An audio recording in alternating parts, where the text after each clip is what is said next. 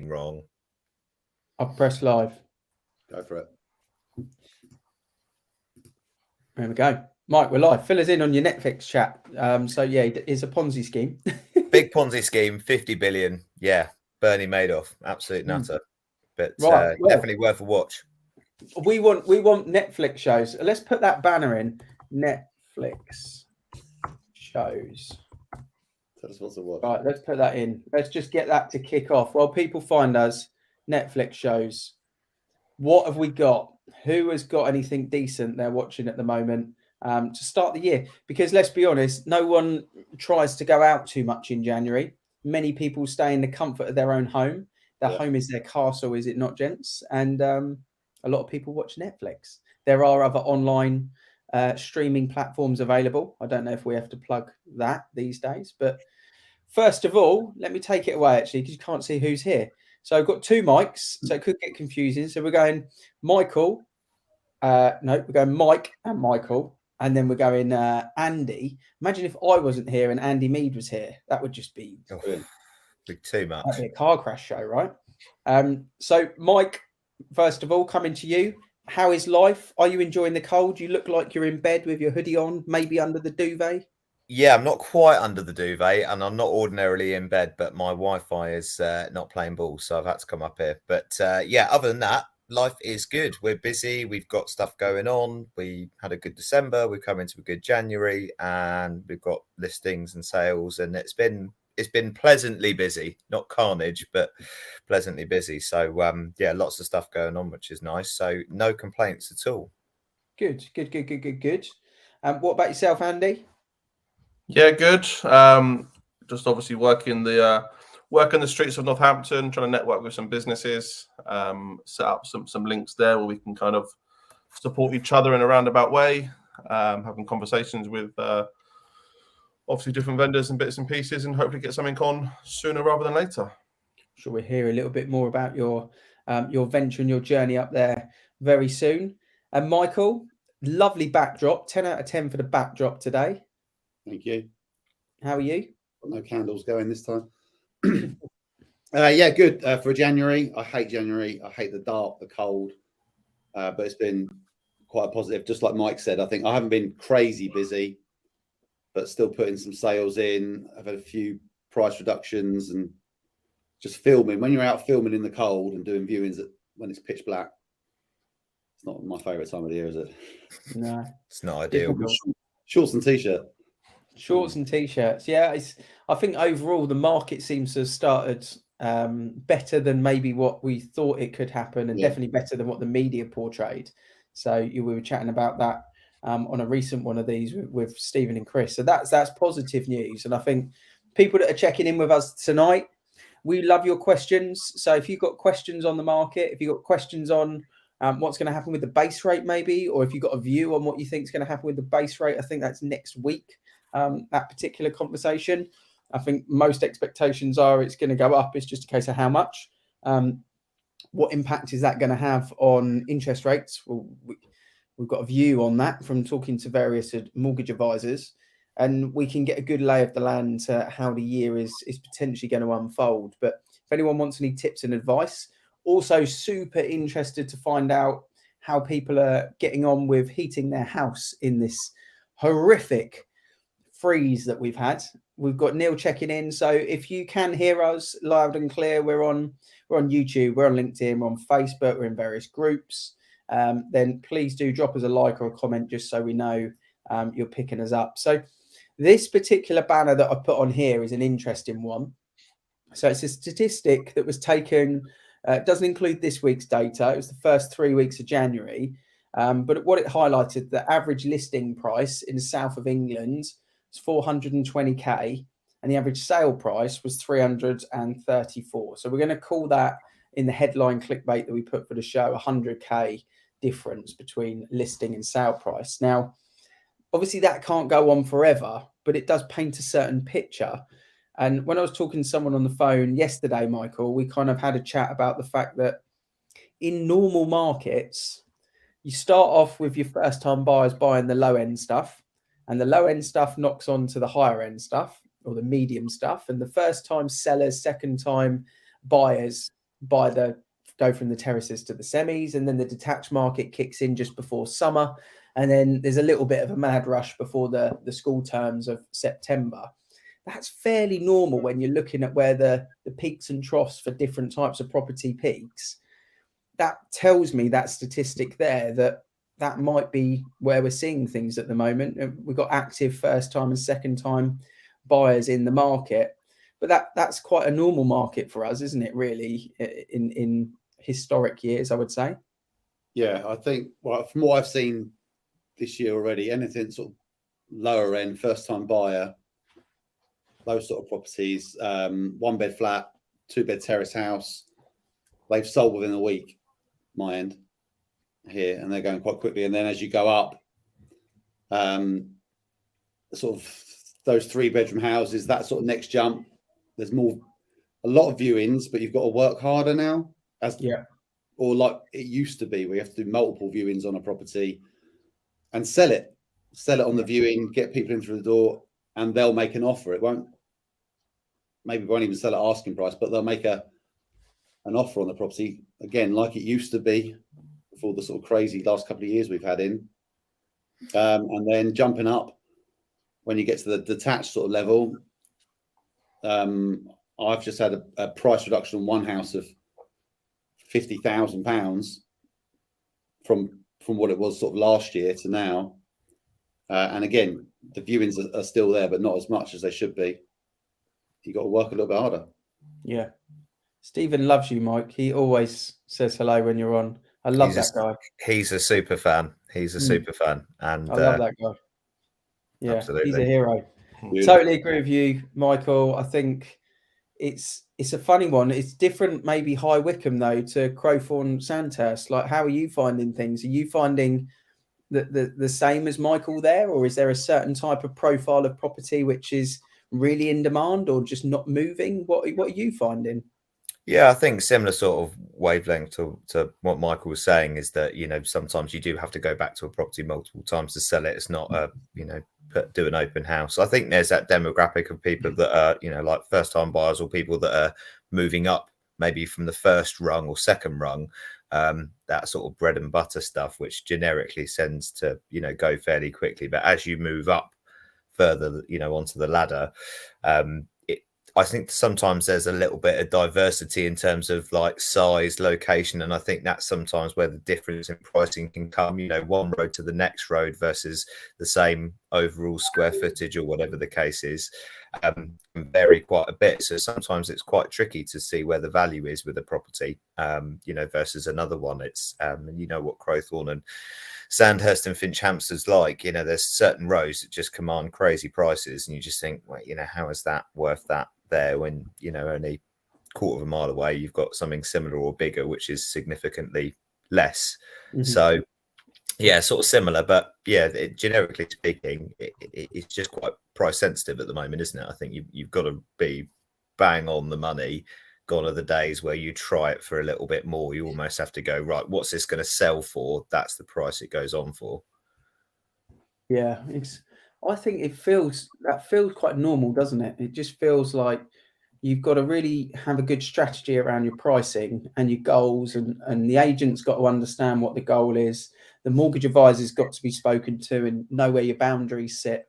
We're not in an economic climate where anyone can be greedy at the moment, buyer or seller. It has to work for everyone. It takes. I do think it's going to be the chain conversations that agents have, solicitors have, buyers and sellers have, going to be really important. What's your thoughts on that, Andy? Kind of working up and down a chain. We need our industry to work together this year, I think, don't we? Yeah, 100%. And one of the big focuses that we've had since launching in Northampton is trying to network with local solicitors and brokers, because we want to have people that support us and we can support them, whereas a file will be transferred 350 miles away for a one-time deal, and there's no relationship there. So big focus for us was building that and having a two-way communication system where they actually want to speak to the agent, because although there's sort of not much in terms of doing the physical work that we can do, the way I view it is we kind of play referee between buyer and seller, and we're not a footballer on the pitch, but we're one of the most important cogs. And without us there, nothing really happens. And if solicitors aren't willing to have an open dialogue, then something quite basic can stay static for 2 or 3 weeks. 10 minutes in, first football analogy on the property show. That's not bad going. I normally get it in within 2 or 3. So if you're joining us, and thank you for the people that are watching, thank you for the people commenting. Property questions, talk to us. What's your property questions? It's a live show, it's interactive. We're here to help. Do you have an opinion on the property market? Do you have an opinion on what's going to happen with the base rate next week? But please drop your questions in. We would love to know your thoughts. One question is, Mike, are you in bed? Which we did confirm he is in bed because his office is a black hole for Wi-Fi connectivity. So he's relocated. If there was ever an excuse to get into bed, then this is the one. So, Michael, coming back to you, buds, what's your thoughts on the base rate? Your expectations? What do you think is going to happen? Are we talking level pegging, or are we seeing 25 base points, 0.5%? What's your thoughts? What do you think might happen? People I've been talking to, expectation is it will go up to 4%. I think, and sort of top around there for the year potentially is what. Yeah, I think so. From other like mortgage brokers that I've spoken to as well, mortgages haven't gone up already. I think everybody's anticipating that base rate to jump up, but I think the sort of the headline news, the newspaper headline news, will be mortgage rates soar because of that interest rate jump, which might spook a lot of people. Early February, I think so. Yeah. Which goes down to pricing. If you're putting your house on property on the market, that pricing is key. You don't want to just drop it 2 weeks later or 1 week later and keep dropping it, chasing the market. Yeah. My understanding is that we are a little bit dictated by the swap rates in the back end with the mortgage lending, which is where the 5-year cheapest money is at the moment for the lenders. But my understanding is that even if the base rate does go up to 4, chances are that we probably won't see that drastic knock on with the mortgage rates, which is the good news, I think, Andy. You know, that's the positive news. We've got a banner going throughout the show. What's the best Netflix show currently? Quite a lot of people have binge watched. They need some inspiration. Hit us in the comments. It's totally off subject, but we're just going to keep that flowing. So, Andy, back to you on mortgage rates and away from Netflix. What do you reckon? Yeah, I think you've both touched on it. Obviously, 4% is what is anticipated, I think. But lenders are still lending and haven't had a knee-jerk reaction to it this week. They're still dropping rates, aren't they? So as long as the positive spin is said on it, i.e. rates dropping, as opposed to the negative spin, base rate increasing, the market, should be able to ride it out or continue as it is, really. But it depends what you are, glass half full, glass half empty. If rates are going down, then that's obviously the good news. But it depends how it's publicised. Yeah, absolutely. Okay. And Mike, from your bed, what advice are you giving to people at the moment? Let's talk to first-time buyers. What advice are you giving to first-time buyers at the moment? Maybe they're in rented, their rental price is getting out of control. And even though mortgage rates are higher than they were a year ago, their rent is just going up. There's nothing for them to move into. They've gone to the bank of mum and dad. They've got the deposit and they're ready to rock and roll. What's the advice you give to a first-time buyer? Yeah, I think my advice to a first-time buyer at the moment is obviously make sure that you got everything ready to go so that you can, you still need to be quick if the right home comes available. I think that's key at the moment because, as we've all had, you put the right house on or the right money and it goes very quickly. And a lot of that stuff is first-time buyer-esque, homes, 2 bedrooms, 3 bedrooms, whatever it may be. So if they got a deposit, need to make sure you got a fairly squeaky clean credit rating is first and foremost. We've had a few people that we've spoken to recently actually who done a bit of online gambling and that kind of stuff, which is fine in moderation, but it can have the knock-on effect. So once that's all sorted, make sure you got your mortgage bits and pieces ready to go. Don't be put off by, will the rates go up, will they go down, because it's only relative when you come to sell it later on. And at the end of the day, you're buying a house and your mortgage rate is going to be considerably cheaper than your rental property. You know, ultimately the rents are absolutely crazy at the moment, so it's still a good time to look at buying. And yeah, just make sure that you've got everything kind of ready to go, because the good houses at the moment that are priced correctly are going really quickly, and first time buyers are still such a key part of, you know, the whole property industry in terms of building the chain, whether that's up or down or whatever the case is. And first time buyers, you know, there's a great incentive now, isn't there? Look at the stamp duty threshold for them. I mean, it's a better time now than it's ever been to buy your first home. You know, I remember when I bought my first place, it was on the staggered, where if you went over the, you know, what was it, 250, it went up by up to 3%, but it wasn't on the difference, it was the whole lot. So you got absolutely clobbered. So I personally don't think there's a better time. And I think if there are some price reductions coming in, you know, here and there, then that's also a good opportunity to make an offer. You know, if that something's been sat on the market for a little while and you think, are they open to an offer, just get out there and go and have a look at it for sure. Yeah, great advice. There's a couple of comments in there and I'm going to get to them. You mentioned stamp duty. Mike Childs hit me with a knowledge bomb the other day and a question. And I think, Michael, we got to talk about that, haven't we? Because it's super relevant with that 625 market. So we'll come back to that in just a second. Well, I tee you up with your mathematics at 6:17 on a Thursday night. Get ready. But first of all, we've got a couple of questions. So Stephen, Mike's bromance, he said, will the properties decrease? And then he mentioned financial. So effectively what he's saying is, do we think prices are going down? Do we think properties finance is going down with the way things are at the moment? We also had Chris Gray, a bit late to the party, but he's also asking this question, where are mortgage rates going to be at the end of the year and prices? And the end of the year is a very long way away to be forecasting, as we saw last year. But what do we think will happen? And what do we think the year will unfold like? Well, I'm happy to give my view on it and my opinion on it. And I think what we've seen in the last, let's call it 5 or 6 months, is somewhere around a 5 or 6% asking price drop in the market is my expectations of what we're seeing across the area. So maybe that's going to climb over the course of Q1, over the course of the next 2 months, up towards 10% asking price drop. In terms of what actual land registry shows, from, I would say, height of the market being May last year, and then they'll show on the asking prices around August, I would think, something like that. So if we went August to August on land registry at the end of the year and look at what that differentiator is, I think it will probably be something like 7 or 8% on actual land registry figures. But there is no average house in it's not a thing. So it's really hard to tell because it's different. It's area by area. But that would be my view. What do you think, Andy? Anything to add to that, bud?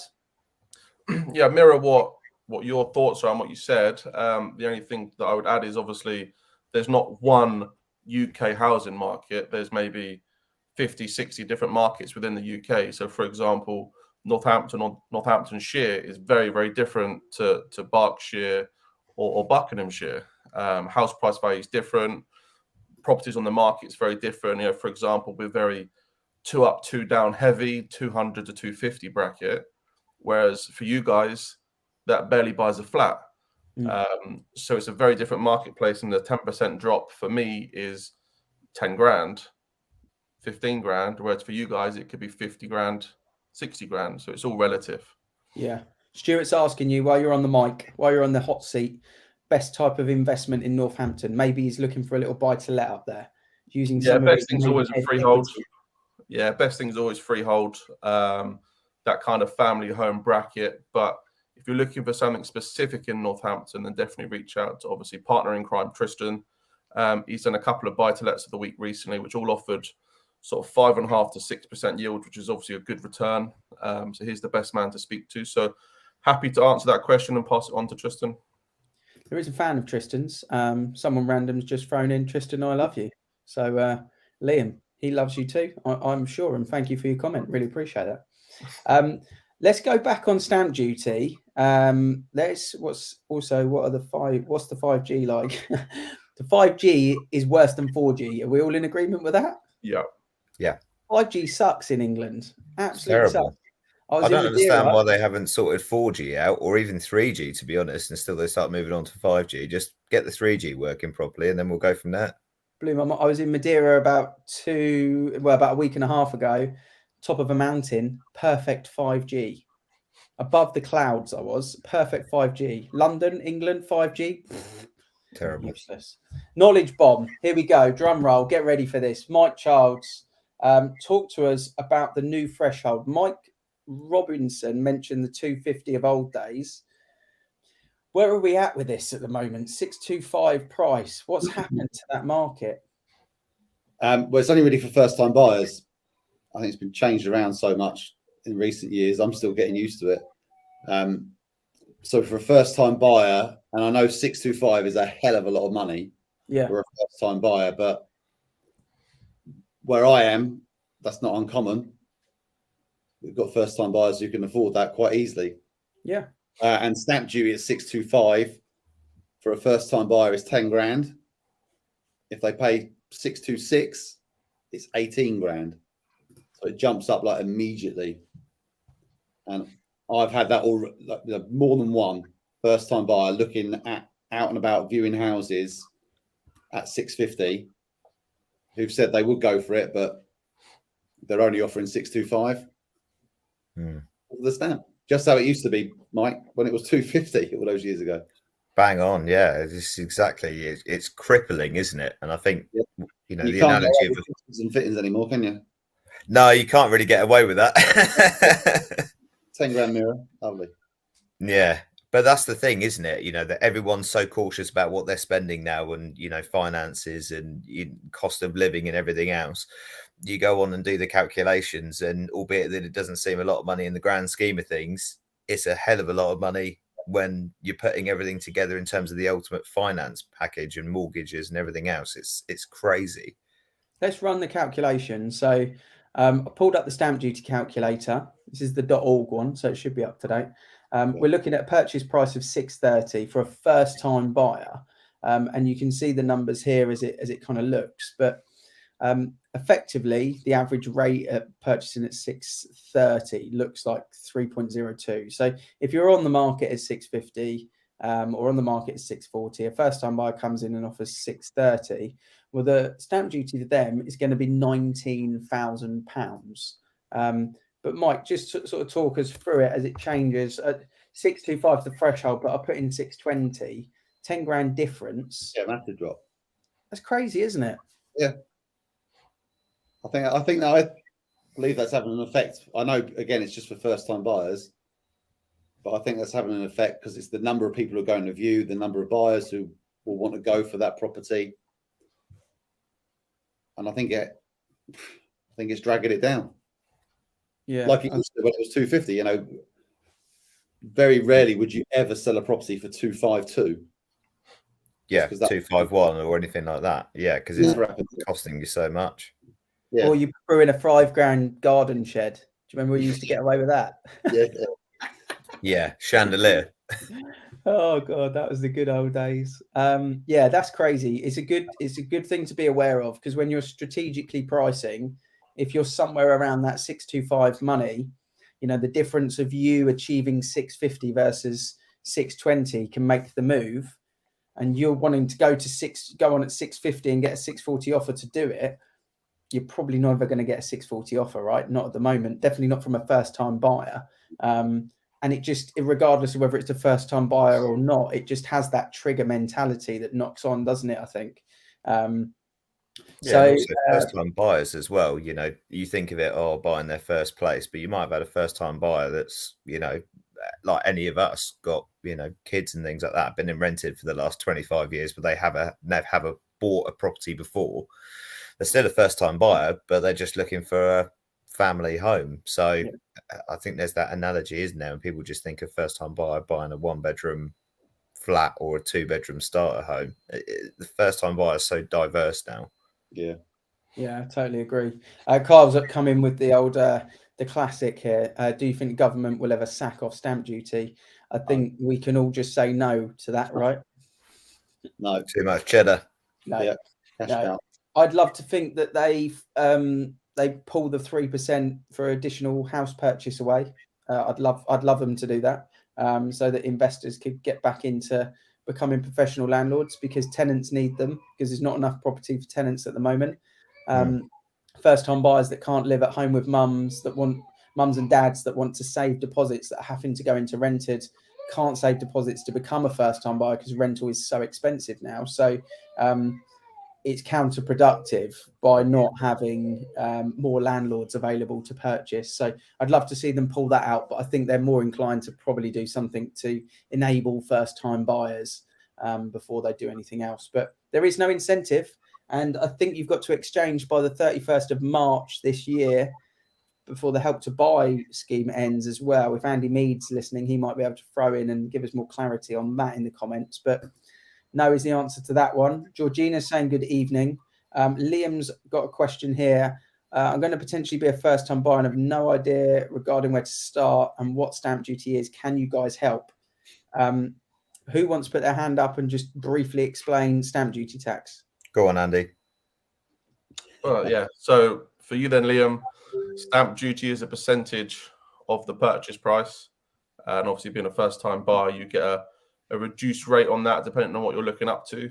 But to answer your question, my advice would be to start looking close to home, somewhere that you're familiar with and you know the areas, the good spots, the bad spots, the ugly spots. But obviously that's budget dependent. So if you can't afford that area, then pick somewhere that's within your budget. Draw up a want list and a need list and try and stick to that. And if you can't, then obviously you alter it depending on what you're looking at. But my advice would be to get out and start looking on Rightmove, start viewing some houses, work out what you like, don't like, and can and can't afford. Nice. Lovely, lovely advice there, Andy. Great work. Georgina's thrown this in. This is a great shout, actually. The government should give downsizers an incentive to sell up and free up the bigger houses, reduce or scrap their stamp duty, and watch how many decide now is the time. She's put a laughing face. It's a great shout, because obviously there was an incentive for holidays, up to up to 500. So basically everyone saved 15 grand if they were buying at 500 grand or above, which was awesome. Now, I was talking to a client that's looking to move from the village in the village they live in.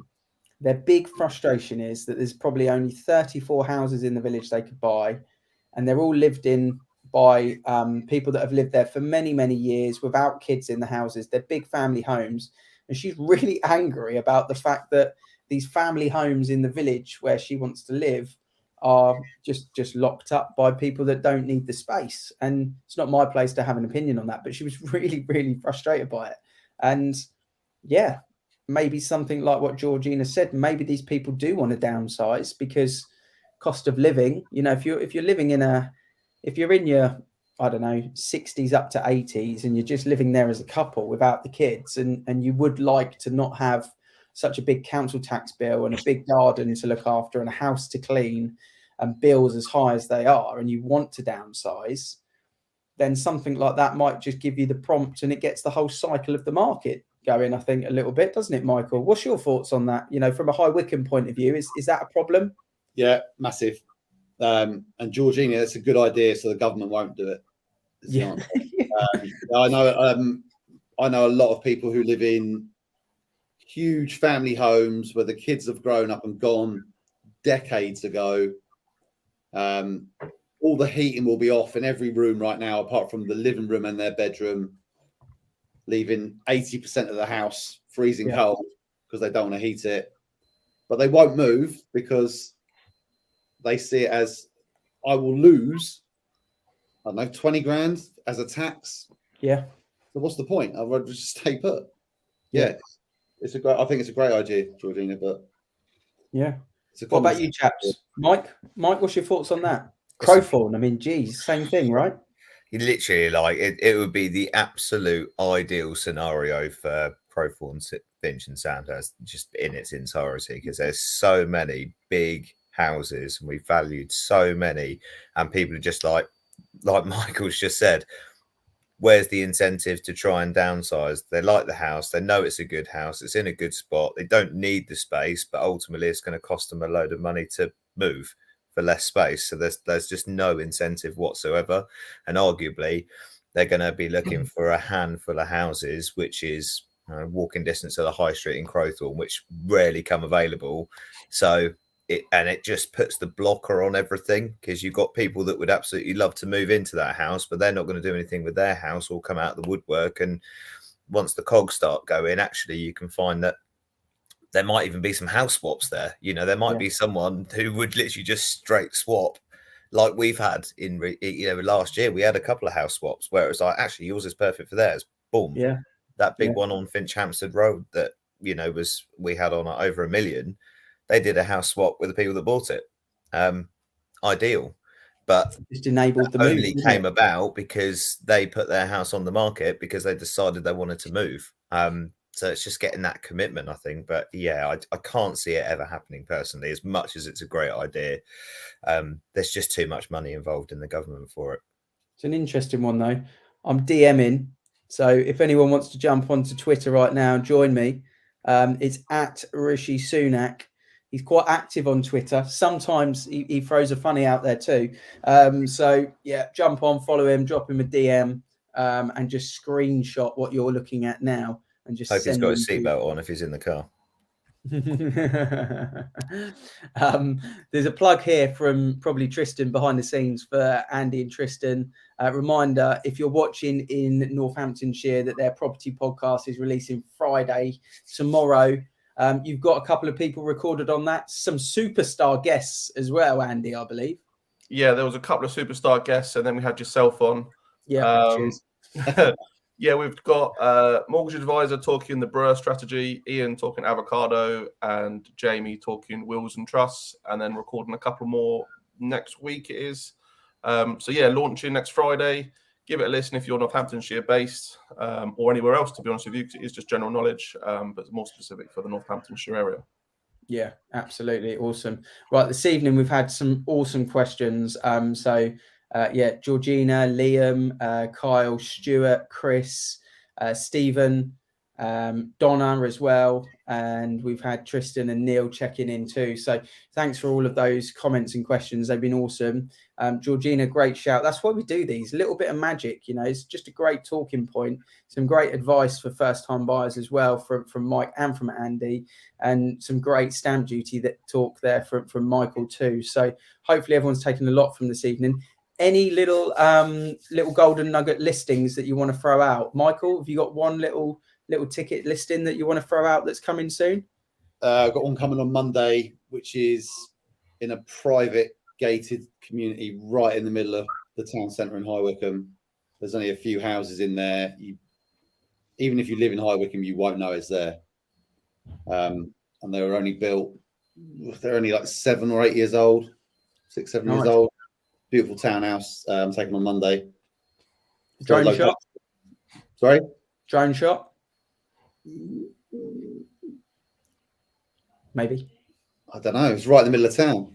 Well, that's what I just thought. It might just show a lovely kind of bird's eye view of its location. That's all I was thinking. I'll try it.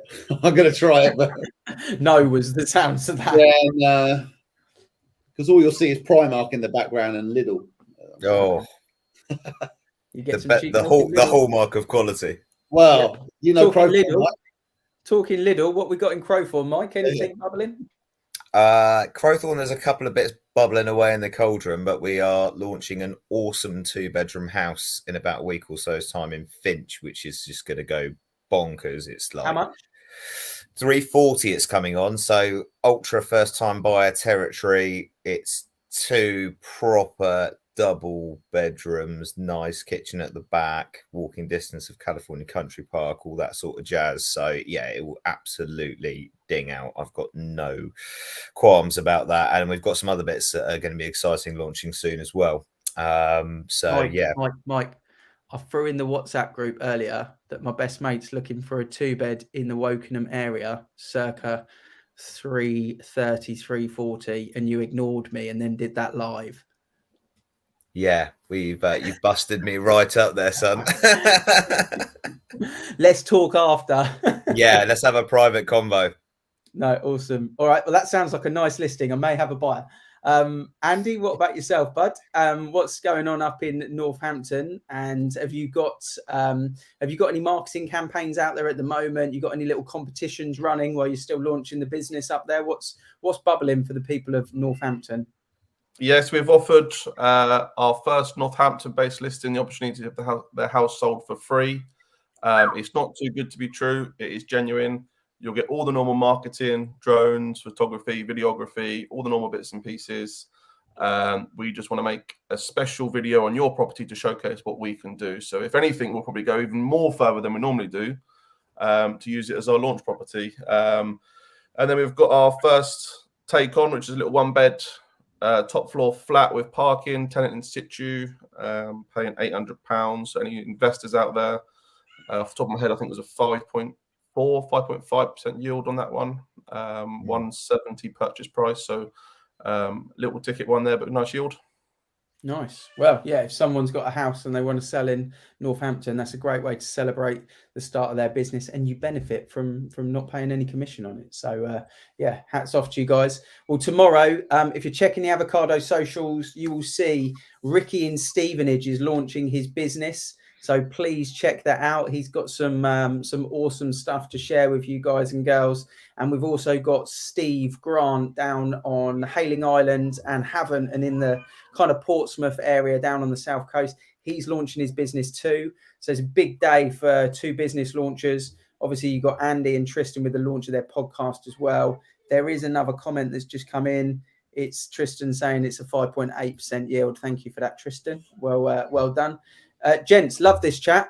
We've gone over a little bit, but we've had loads of comments and some great advice given out. So anything else anyone wants to add before we sign off? No, all good. No? I think we've covered a lot.